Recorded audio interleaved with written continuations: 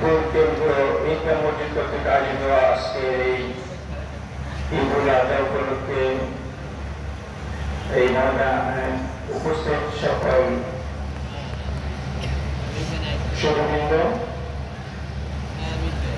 আমি জেলার পুলিশ প্রশাসনের পক্ষ থেকে আপনাদেরকে জানাই পবিত্র ঈদুল আজহার শুভেচ্ছা, ঈদ মোবারক।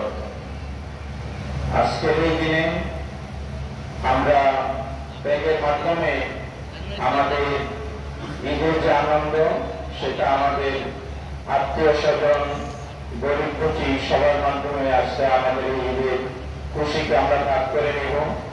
এবং এই দিনে আসুন, আজকে যারা আমাদের বাসার ছোট ছেলে যারা আছে, যারা উচ্চ স্বরে শব্দ করে গান বাজে, আমরা সেটা পরিহার করব।